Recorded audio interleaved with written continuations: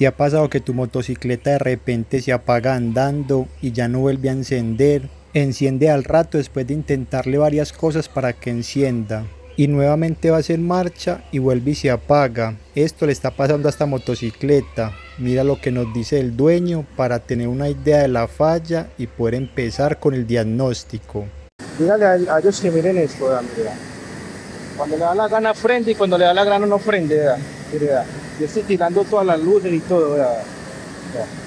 Estoy embalado. Ahora la mandé a que le echaran gasolina y se le apagó a Andrés aquí abajo por la bomba y le tocó traer la rodada. Ya escucharon lo que le está pasando a la motocicleta. En este momento abro la llave, veo que la neutra se enciende, la motocicleta también está pitando bien.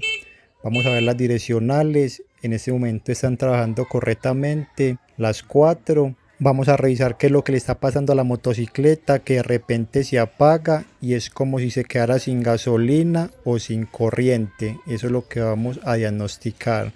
Acá retiramos el capuchón de la bujía y vamos a intentar encender la motocicleta para mirar el estado de la chispa y si vemos alguna anomalía.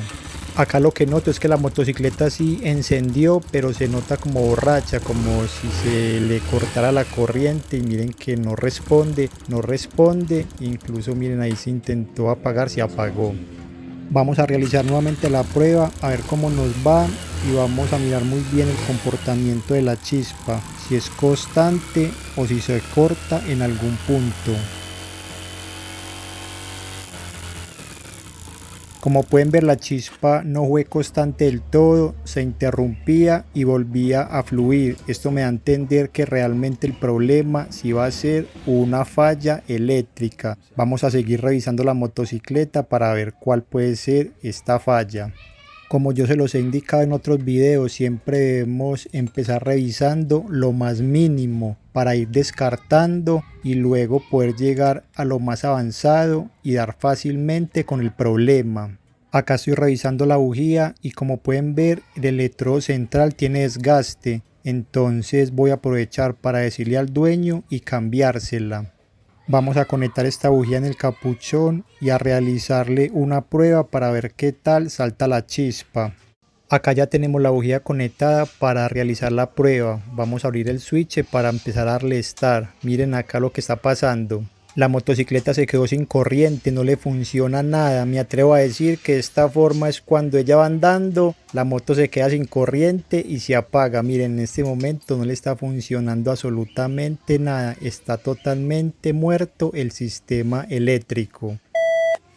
Acá después de mover el manubrio o manillar para lado y lado, volvió y cogió el sistema eléctrico y encendimos la motocicleta. Vamos a mover toda esta parte acá para ver si quizás acá está la falla y algún cable está a punto de partirse y la motocicleta se queda sin electricidad. En este momento no está mostrando la falla, está trabajando muy pero muy bien. Estas son las fallas que lo ponen a uno a pensar y a sacar conclusiones. Vamos a realizarle una prueba rápida a la batería y al regulador rectificador.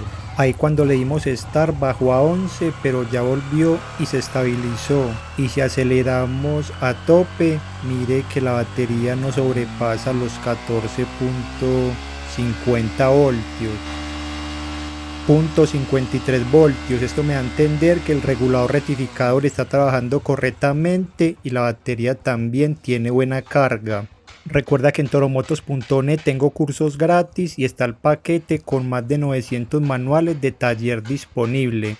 Vamos a revisar todas las conexiones del sistema eléctrico de la moto. Ponemos el caimán en el borne negativo porque vamos a revisar corriente positiva. Recuerda mirar la descripción de este video donde te dejo más videos recomendados y te dejo el enlace a toromotos.net.